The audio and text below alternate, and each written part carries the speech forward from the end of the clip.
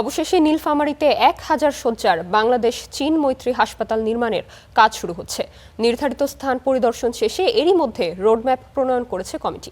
বৃহস্পতিবার তাদের প্রতিবেদন দেওয়ার কথা। বিশেষজ্ঞরা বলছেন এ হাসপাতাল বদলে দিতে পারে উত্তরাঞ্চলের স্বাস্থ্য ব্যবস্থা।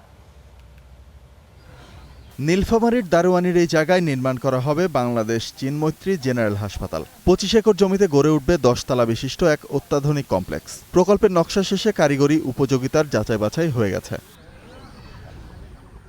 বিশেষায়িত সেবার পরিধি নির্ধারণ সহ প্রকল্প বাস্তবায়নের জন্য রোডম্যাপ প্রণয়নের শেষ মুহূর্তের কাজ চলছে। গত শুক্রবার প্রধানমন্ত্রীর দপ্তরে গঠিত কমিটি নির্ধারিত এলাকা পরিদর্শন করে। বৃহস্পতিবার প্রতিবেদন দাখিল করার কথা কমিটির সুপারিশমালা আমরা তৈরি করছি। আমরা আশা করি ইনশাআল্লাহ আমরা আগামী ১৬ তারিখের মধ্যে, আমাদের টাইম লিমিট ১৬ তারিখ পর্যন্ত, ইনশাআল্লাহ আমরা ১৬ তারিখের মধ্যে মাননীয় প্রধানমন্ত্রীর দপ্তরে আমাদের এই কমিটির রিপোর্ট আমরা দাখিল করতে পারব। ২,২৯২ কোটি টাকার এই মেগা প্রকল্পের ২,২১৯ কোটি টাকাই দিচ্ছে চীন। উত্তরবঙ্গের ১৬টি জেলার ভৌগোলিক অবস্থান ও প্রয়োজনীয়তা কাটাছেঁড়া করে চীন বেছে নিয়েছে নীলফামারীকেই। হাসপাতালে স্থান পাচ্ছে বিশ্বের আধুনিক সব প্রযুক্তি। ১,০০০ শয্যা বিশিষ্ট এই হাসপাতালে ৫০০ বেড হবে জেনারেল এবং ৫০০ বিশেষায়িত। ক্যান্সার, হার্ট বা নিউরোলজির মতো জটিল চিকিৎসা নীলফামারীতেই করার আশা।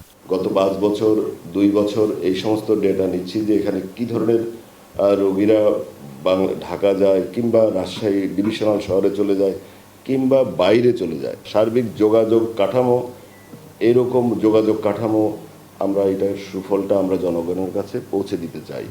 এটি শুধু হাসপাতালই নয়, হতে পারে উত্তরবঙ্গের ১৬টি জেলার প্রায় ২.৫ কোটি মানুষের স্বপ্নসারথি।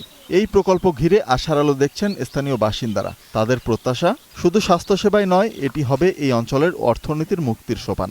হাসপাতালে বেলে ১,০০০ সাবজেক্ট, তাই এখানে বেলে সব চিকিৎসা হইবে, আর কোনো জায়গায় যাইতে হবে না। আমার এইটাই মহাখুশি। এই অঞ্চলের মানুষকে আর ভারতে বা আশেপাশের দেশগুলোতে চিকিৎসা নেওয়ার জন্য যেতে হবে না, এখানেই সেই চিকিৎসাটা পাওয়া যাবে। ইমার্জেন্সি যে লসগুলো হয়, আমরা পেশেন্টগুলোকে হারাই, সেগুলো আশা করা যাচ্ছে যে একটা বড় ধরনের উন্নতি হবে এবং এই হাসপাতাল প্রতিষ্ঠিত হলে আমরা যে পেশেন্টগুলোকে ঢাকায় পাঠাই বা রংপুরে পাঠাই, সেগুলোর একটা দ্রুত চিকিৎসার ব্যবস্থা হবে।